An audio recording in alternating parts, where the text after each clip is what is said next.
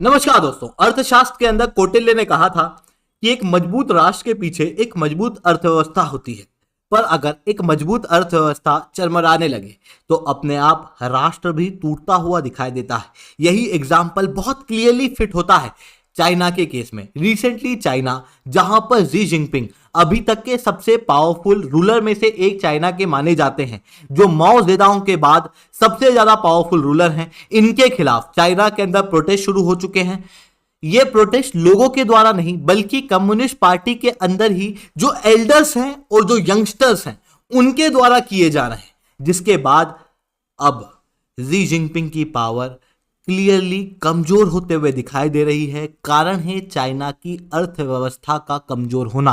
अब ये सब कैसे हो रहा है, किस तरीके के प्रोटेस्ट अभी देखने को मिले और ये प्रोटेस्ट की वजह से जी जिनपिंग का यहां पर क्या स्टैंड रहा, इन सारी चीजों को मैं शुभेंद्र चौहान डिटेल में तो बिल्कुल जुड़ सकते हो।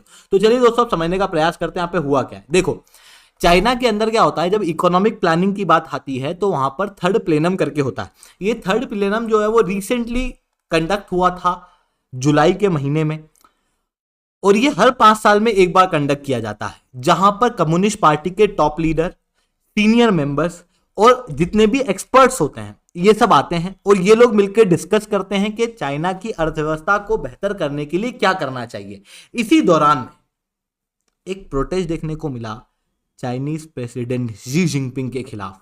जनरली क्या होता है कि ये जो थर्ड प्लेनम होती है इसकी मीटिंग क्लोज डोर में होती है, तो जानकारी जल्दी बाहर आती नहीं।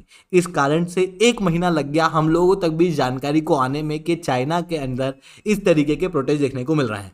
हुआ कुछ ऐसा कि इस प्लेनम के बैठने के जस्ट पहले चाइना की स्टेट न्यूज एजेंसी जिन्हुआ द्वारा अपने न्यूज आर्टिकल के अंदर ये क्लेम किया गया कि Xi Jinping greatest economic reformer हैं, जिनका औधा डेंग जोपिंग बराबर है।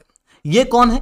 तो ये एक्चुअल में चाइना के वो इकोनॉमिक रिफॉर्मर हैं, या फिर कहूं उस समय के रूलर हैं जिन्होंने चाइना की इकोनॉमी को ओपन किया था, और उसकी वजह से आज चाइना जो है वो दुनिया के अंदर लार्जेस्ट मैन्युफैक्चर बना हुआ है। इन्हीं के द्वारा जो इकोनॉमी के अंदर रिफॉर्म किए गए थे उसका बेनिफिट चाइना को आज तक मिल रहा है। तो इनके साथ में चाइनीज प्रेसिडेंट जी जिनपिंग को कंपेयर किया गया, वो भी एक स्टेट न्यूज एजेंसी द्वारा, जो कि ऑब्वियसली चाइनीज प्रेसिडेंट के नाम पे ही चलती है। ऐसी कंडीशन के अंदर जो एल्डर्स थे उनका कहना यह था कि यहां पर जो फैक्ट बताए गए हैं वो फैक्ट गलत हैं, और उसके बाद यहां पर प्रोटेस्ट शुरू हो गए। ये जो प्रोटेस्ट शुरू हुए, ये प्रोटेस्ट शुरू किए गए दो अलग अलग ग्रुप द्वारा। एक तो थे एल्डर्स। एल्डर्स कौन होते हैं? तो प्लेनर के अंदर बैठने वाले वो लोग जो ऑलरेडी पार्टी से रिटायर्ड हो चुके हैं। पुराने समय पर ये बड़े एडवाइजर, बड़े मंत्री के रूप में चाइना के अंदर देखने को मिल रहे थे, और अब ये रिटायर हो चुके हैं और ये अब गाइडेंस देने का काम करते हैं। वहीं सेकंड जनरेशन लीडर्स के द्वारा भी यहां पर प्रोटेस्ट किया गया। सेकंड जनरेशन लीडर्स कौन होते हैं? ये वो लोग हैं जो आने वाले समय में चाइना के रूल को संभालेंगे, यानी कि यंग लीडर्स हैं। यंग लीडर और ओल्ड लीडर दोनों के द्वारा यहां पर प्रोटेस्ट किया गया, ये कहते हुए कि ये जो प्लेनरी यहां पर निकाली गई, ये जो पब्लिकेशन यहां पर किया गया, इसके अंदर आर्टिकल में फैक्चुअल इनकरेक्टनेस है, और आज तक पार्टी के इतिहास के अंदर इस तरीके का कोई भी पब्लिकेशन देखने को नहीं मिला। इनके द्वारा यह भी कहा गया कि पता नहीं किसने इस पब्लिकेशन को रिलीज करने की अनुमति दी। इतना ही नहीं, यह प्रोटेस्ट इतना ज्यादा बढ़ गया कि जी जिनपिंग, जनरली इनके खिलाफ कोई भी प्रोटेस्ट करता है वो चाइना से गायब हो जाता है। अभी तक आपने देखा ही होगा कई सारे मिनिस्टर ऑलरेडी चाइना से गायब हो चुके हैं, बट इस बार जी जिनपिंग को इस प्रोटेस्ट के अंदर घुटने टेकने पड़े। उन्होंने इस प्रोटेस्ट के बाद कोई चॉइस नहीं बची, जिसके बाद ये जो प्रिंट एडिशन था इसको इमीडिएटली पूरे इंटरनेट से डिलीट कराया गया, और ये सारी घटनाएं होती हुई दिखाई दी। जनरली ऐसा होता नहीं है कि जी जिनपिंग को प्रोटेस्टर्स के सामने घुटने टेकने पड़े, पर अब ये होता हुआ दिखाई दे रहा है। क्यों? क्योंकि चाइना की इकोनॉमी जो है वो कमज़ोर होते हुए दिखाई दे रही है। चाइना की इकोनॉमी के कमज़ोर होने के कई सारे कारण हैं। थोड़े से फैक्ट मैं आप लोगों को बताता हूँ। चाइना के अंदर घोस्ट रेलवे स्टेशंस बनाए गए, ये जस्ट लोगों को एम्प्लॉयमेंट देने के लिए बनाए गए, रिमोट एरिया के अंदर बनाए गए। इनके अंदर भारी मात्रा में इन्वेस्टमेंट किया गया, सारे प्रकार की टेक्नोलॉजी इन रेलवे स्टेशन के अंदर लगाई गई, पर यहाँ पर कोई भी नहीं आता, इवन यहाँ पे ट्रेन भी नहीं रुकती। एक्सपर्ट्स कहते हैं कि ये एक वेस्टेड इन्वेस्टमेंट है। ये केवल एकमात्र ऐसा इन्वेस्टमेंट नहीं, कई सारे इस तरीके के इन्वेस्टमेंट देखने को मिलेंगे। चाइना के अंदर कई सारी सिटियां ऐसी बनी हुई हैं जो पूरी खाली हैं, घर कोई खरीदने को तैयार नहीं, क्योंकि घरों की मात्रा इतनी ज़्यादा हो चुकी है। चाइना ने एक समय पे अपने इकोनॉमिक डेवलपमेंट को दिखाने के लिए, एम्प्लॉयमेंट को बढ़ाने के लिए, मार्केट के अंदर डिमांड को क्रिएट करने के लिए जबरदस्ती घर बनाए थे,